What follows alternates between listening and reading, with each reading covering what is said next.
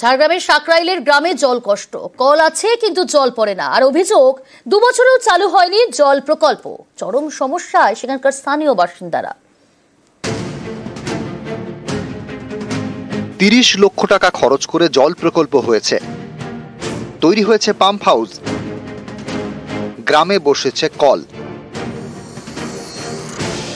কিন্তু কল থেকে জল পড়ে না। ঝাড়গ্রামের সাকরাইল ব্লকের 36 নম্বর গ্রাম পঞ্চায়েত। এখানকার টিয়াকাঠি গ্রামে প্রায় 150 পরিবারের বাস। স্থানীয়দের দাবি 2 বছর আগে এই টিয়াকাঠিতে তৈরি হয় পাম্প হাউস। রাস্তার বিভিন্ন জায়গায় কল বসানো হয়, খরচ হয় 30 লক্ষ টাকা। অভিযোগ সেই কল থেকে একদিনও জল পড়েনি। টিয়াকাঠিতে রয়েছে একটি টিউবওয়েল, এই একটি টিউবওয়েলই ভরসা। টিউবওয়েলে জল পেতে পড়ে লম্বা লাইন, অনেককে বাধ্য হয়ে তাই খালের জলই খেতে হয়। ফাটা পাইপ, জল তো বেরায়নি। একদিন চেক করেছিল, অল্প অল্প জল বেরালো। আমাদের এখানে প্রায় 80 ঘর বসবাস করে, 80টি পরিবার। 80টি পরিবারেই এখন পানীয় জল বিহীন, কোনোটা কোলেই অচল। পানীয় জলের কোনো ব্যবস্থা নেই। ঘুইনা খালের পুকুরের জল খেয়ে মানুষ এখানে বেঁচে আছে। ঠিক আছে, এই কলগুলো কি অবস্থায়? এগুলা তো পুঁতে দিয়েছে, কিন্তু কোথা থেকে একটাও জল বেরায়নি।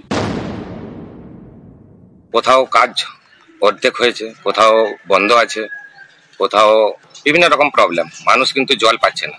মোদিজি দিচ্ছেন কিন্তু সাধারণ মানুষ জল পাচ্ছে না। যারা বলছে অভিযোগ করছে জল পাইনি বলে, ওটা আমাদের জানা ছিল না।